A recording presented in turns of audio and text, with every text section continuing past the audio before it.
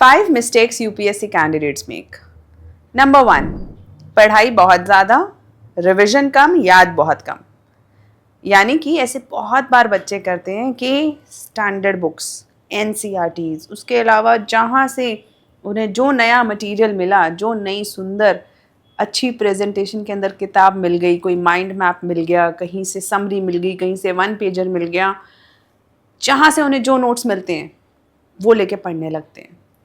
देखिए, हम पढ़ तो सब कुछ लेंगे, लेकिन क्या एग्ज़ाम में जो हमने पढ़ा है हम वो लिख कर आ पाते हैं? क्या हमने जो पढ़ा है उसे कंसोलिडेट किए बिना क्या हम एमसीक्यूज़ कर सकते हैं? We have to understand this. याद करना बहुत ज़रूरी है। तो सबसे बड़ा मिथ, बहुत पढ़ो बहुत पढ़ो। कितना पढ़ना है ये इस बात पे डिफ़ाइन करेगा कि आप कितना याद रख सकते हो और कितनी बार रिविज़न कर सकते हो। यानी कि याद करना बहुत ज़रूरी है, क्योंकि अक्सर आप देखोगे बहुत बार बच्चे क्या करेंगे, लक्ष्मीकांत पढ़ ली, फिर किसी के कोचिंग के नोट्स भी पढ़ लिए, किसी आपने टीचर के नोट्स भी पढ़ लिए, फिर आपने देखा कि अरे ये किताबें मार्केट में बहुत अच्छी चल रही हैं, वो भी पढ़ ली, सब पढ़ लिया। लेकिन अचानक से ही कोई आपसे पूछ ले कि भाई आर्टिकल 368 क्या कहता है, और blank. The reason is revision नहीं हुई है, याद नहीं है। एक किताब पढ़ो, अगर आप पॉलिटी पढ़ रहे हो लक्ष्मीकांत से पढ़ो, याद करो, क्योंकि बिना याद के ना एमसीक्यू सॉल्व होते हैं, ना ही वही इन्फॉर्मेशन आप अपने आंसर्स में लिख सकते हो। इसलिए याद करना बहुत ज़रूरी है। ये आपने सुना भी होगा, बहुत सारे टॉपर्स भी ये बातें बोलते हैं कि limited sources and learning the facts, figures and content. लेकिन पता है इसमें सबसे बड़ी मुश्किल क्या आती है? वो जो क्यूरियोसिटी है, वो जो लालच है ना, उसे रोकना। तो सबसे पहली मिस्टेक जो आपको नहीं करनी है वो है ज़्यादा पढ़ाई कम याद। इसी को रिवर्स करेंगे, कम पढ़ाई ज़्यादा याद। सेकंड, आपने अक्सर देखा होगा कि सबकी बातें सुनने लगते हैं हम। जैसे अगर ऑफलाइन आप ओल्ड राजेंद्र नगर में रहते हैं अगर, तो आपने देखा होगा चाय वाले से लेके, न्यूज़पेपर वाले भैया से लेके, और टीचर्स, मेंटोर्स, इवन कि दूसरे स्टूडेंट्स, सब सलाह देने में एक्सपर्ट बन जाते हैं। यानी कि एवरीवन टेल्स यू ये वाली टेस्ट सीरीज़ कर लो, कोई कहेगा नहीं नहीं टेस्ट सीरीज़ मत करो, पहले पढ़ाई कर लो, कोई कहेगा नोट्स बना लो, कोई कहेगा नहीं नहीं नोट्स मत बनाओ, पहले आप कंटेंट को बुक से पढ़ो। हर तरीके की सलाह मिल जाएगी। और अगर आप बाय चांस ऑफलाइन नहीं है, ऑनलाइन स्टूडेंट है, और आप यूट्यूब या इंस्टाग्राम, इन सारे किसी ऑनलाइन प्लेटफॉर्म से गाइडेंस ले रहे हैं, तो बस बहुत मुश्किल है, क्योंकि सब अपनी अपनी अलग अलग तरीके से एक सलाह देते हैं, और हर टीचर की सलाह किसी ना किसी मायने में सही भी है, लेकिन क्या वो आपके लिए सही है ये हमें जांचना होगा। क्योंकि कोई टीचर ने किसी एक स्टूडेंट को बोला कि बेटा आप धीरे पढ़ते हो तो आप नोट्स मत बनाओ, आप डायरेक्टली बुक से पढ़ लो, और एक काम करना, अंत में आपने जो हाईलाइटेड पोर्शन है उसे रिवाइज कर लेना। ये सलाह उस बच्चे के लिए बिल्कुल सही थी उस वक्त पे, क्योंकि उस बच्चे की कैपेबिलिटी के अनुसार ये बात सेट बैठती थी।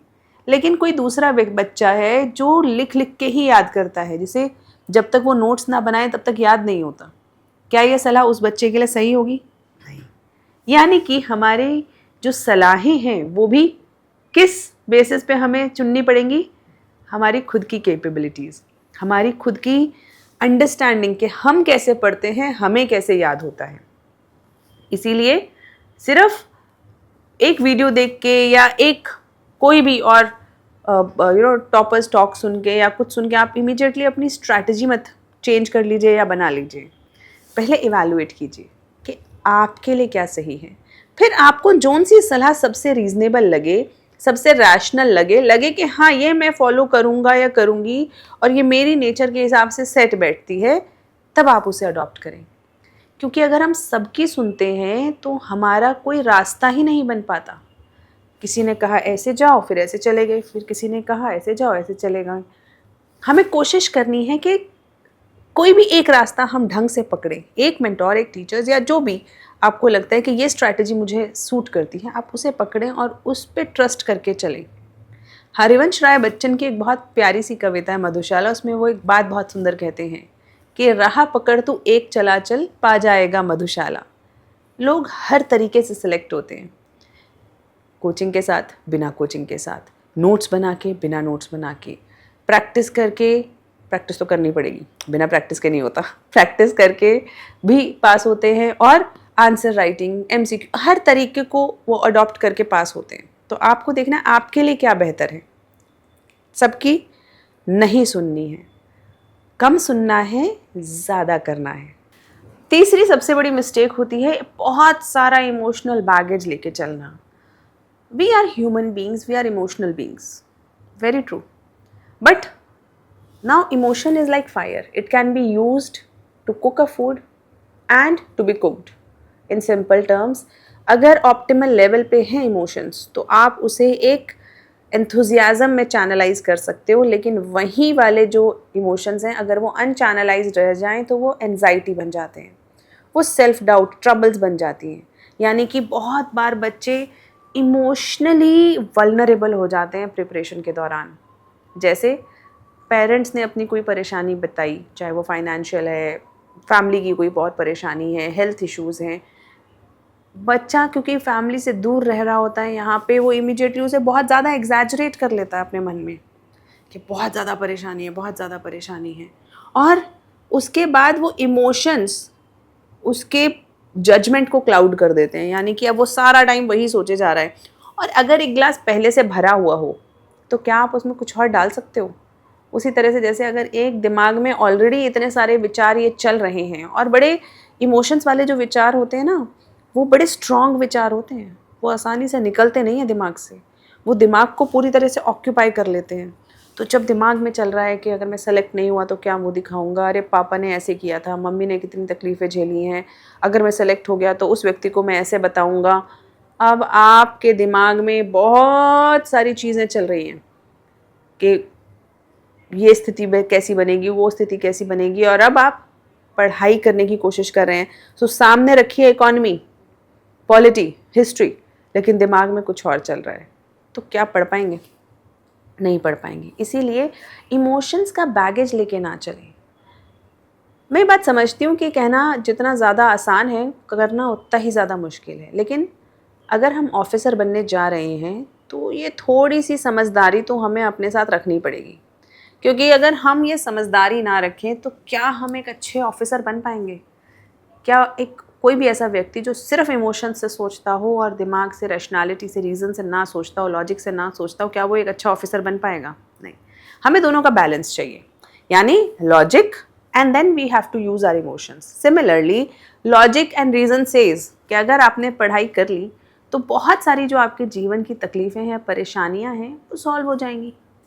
इसीलिए अभी हमें किस चीज़ पे फोकस करना है? पढ़ाई पे। यानी कि ये सोचने से बेहतर है कि अभी पेरेंट्स परेशान हैं, या अभी ये क्या करूँ मैं, अगर मेरा सिलेक्शन नहीं हुआ तो क्या करूँगा, और वो दिमाग में सेल्फ डाउट, मैंने तो पढ़ाई नहीं करी थी, मैंने तो ये नहीं किया था। अब आप बहुत सारी चीज़ें दिमाग में चले जा रही है। तो उसको सोचने से बेहतर उन सब विचारों पे आप पूर्ण विराम लगाइए, उन्हें रोकिए, उन्हें एक साइड में करिए, है ना। एक हसरल, एक फिलोसोफर हैं, बहुत अच्छी बात बताते हैं, वो कहते हैं सस्पेंशन। अपने विचारों को आप डिनाई तो नहीं कर सकते, लेकिन कुछ समय के लिए ब्रैकेट कर सकते हैं या सस्पेंड कर सकते हैं। जैसे एक ब्रैकेट में चीज़ डाल देते हैं ना, तो उसे सस्पेंड कर दीजिए। हाँ, ये विचार मैं बाद में देखूंगा इनके ऊपर, तो उनको एक कोने में रख दीजिए और अपने दिमाग को सफाई करके, गहरी सांस लेके 2 मिनट के लिए मेडिटेशन करके फिर पढ़ने बैठिए कि हाँ चलिए अब पढ़ता हूँ। और फिर उस खाली दिमाग से, उस जिसे कहते हैं ना स्वच्छ और तरोताज़ा दिमाग से पढ़ाई कीजिए। क्योंकि अल्टीमेटली अगर आपके इमोशंस आपकी सक्सेस के आड़े आ रहे हैं तो वो आपके दुश्मन बन जाते हैं। इसीलिए इमोशंस होना बहुत ज़रूरी है, लेकिन लॉजिक के साथ।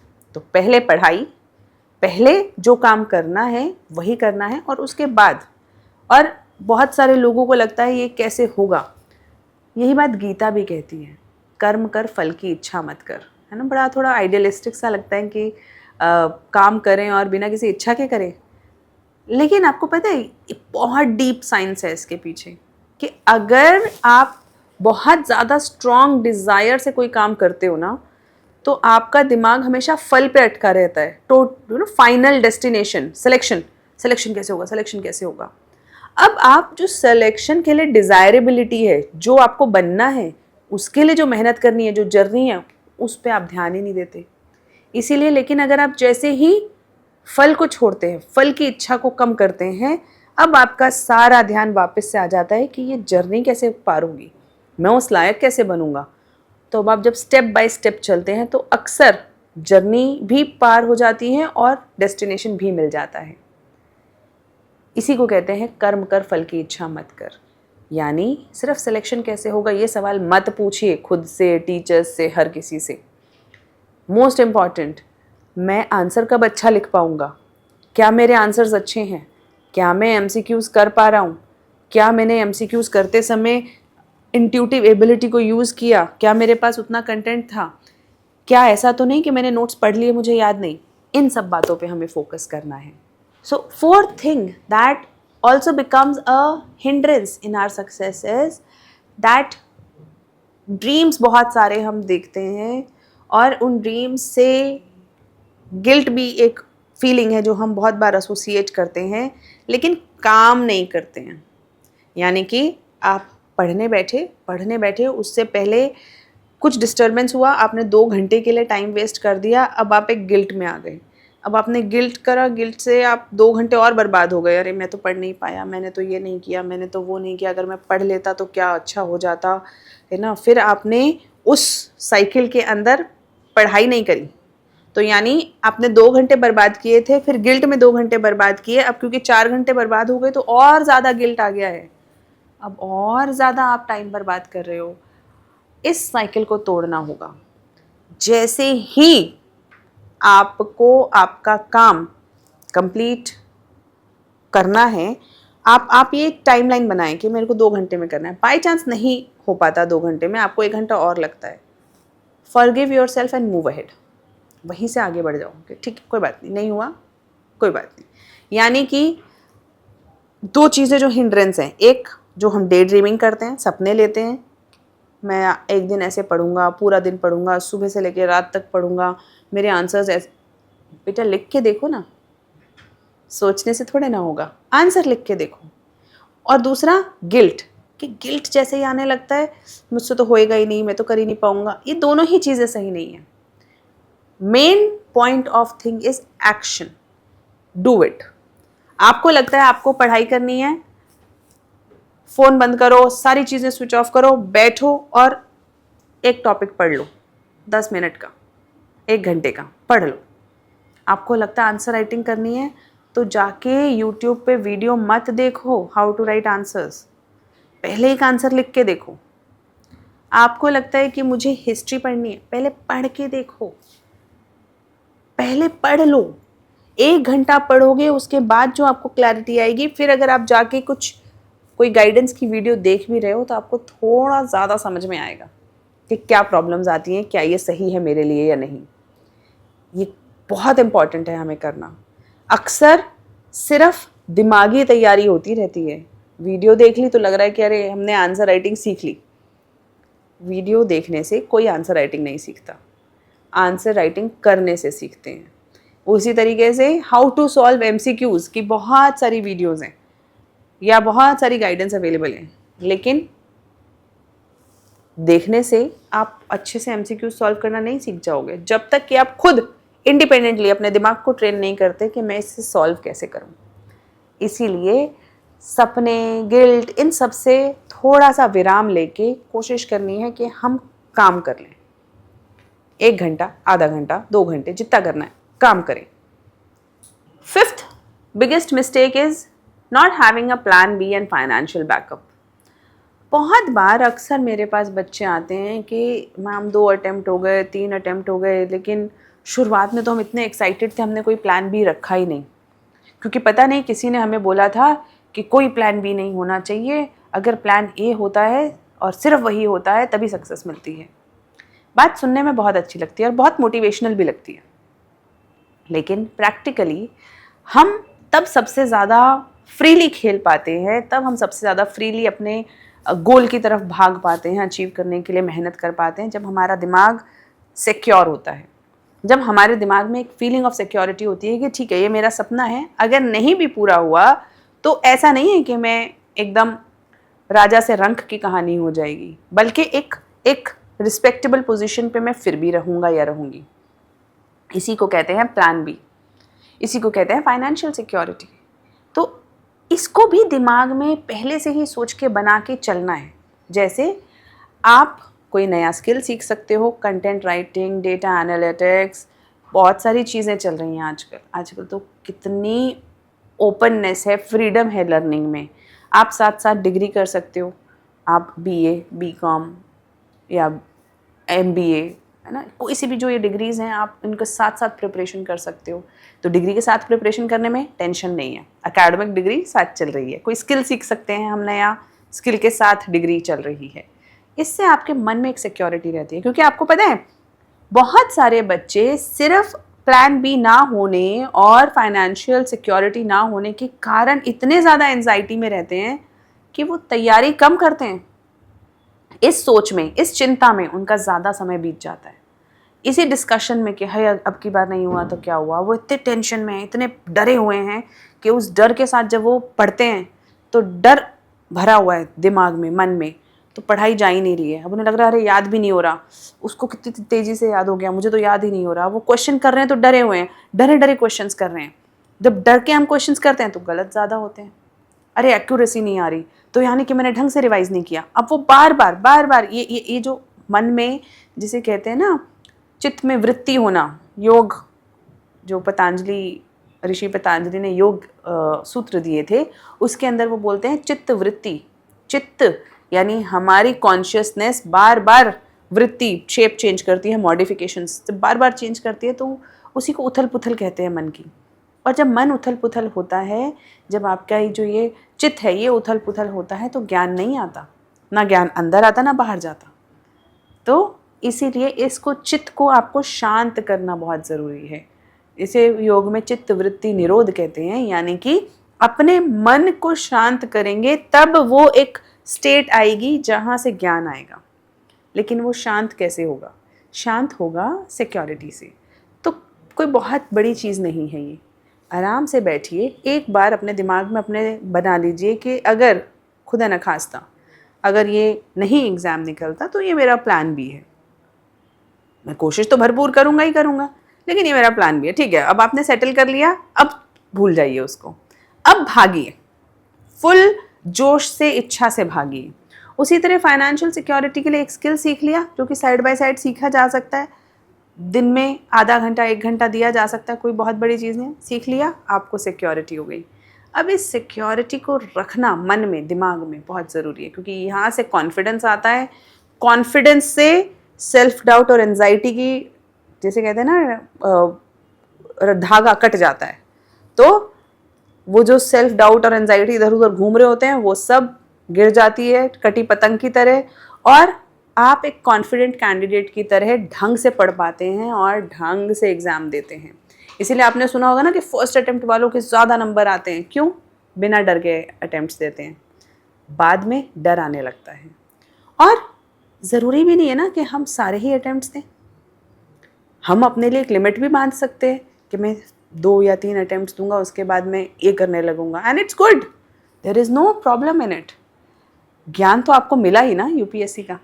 ज्ञान की आजकल प्रॉब्लम ये है कि लोग ज्ञान की वैल्यू को नहीं समझते। ऐसे बहुत सारे लोग हैं जिनको आप देखेंगे कि जब वो तैयारी करते हैं इतना ज्ञान ले लेते हैं कि बाद में अगर सिलेक्शन ना भी हो तो भी वो अपने किसी भी और करियर में बहुत उत्कृष्ट पोजीशन पे पहुंच जाते हैं, एपेक्स पे पहुंच जाते हैं, because of that knowledge and ज्ञान। So have that confidence. For that confidence एक बार बैठ के अपने प्लान बी और फाइनेंशियल सिक्योरिटी के बारे में सोच लो कि क्या कर सकते हैं। आपने एक बार सोच लिया, फिर फ्री माइंड से आप आगे बढ़ो। सो 5 मिस्टेक्स वर, नंबर 1, पढ़ाई ज़्यादा याद कम, डोंट डू इट। याद ज़्यादा पढ़ाई कम। Second, to listen to everybody, हर किसी की सुनना। Find one voice and listen to it and follow it. Third, emotional baggage. Emotions should be used very wisely. They must be used for ladders of your success. सीढ़ी की तरह इस्तेमाल करो उन्हें सक्सेस पाने के लिए, ना कि रोड ब्लॉक्स की तरह। इमोशंस ज़्यादा हो जाएंगे तो दीवार बन जाएंगे, कम रहेंगे, ऑप्टिमल रहेंगे, तो सीढ़ी की तरह काम आएंगे। फोर्थ, सपने बहुत ज़्यादा देखना, गिल्ट में रहना, यानी कि ओवर थिंकिंग करना, उससे बचना है, बल्कि काम करने पे ज़्यादा ध्यान देना है। And lastly, get your financial security and plan B ready in your mind. And once it is there, you are free with lot of confidence and enthusiasm to pursue your dreams. So with this, I hope none of us makes these mistakes and get to success easily and fast.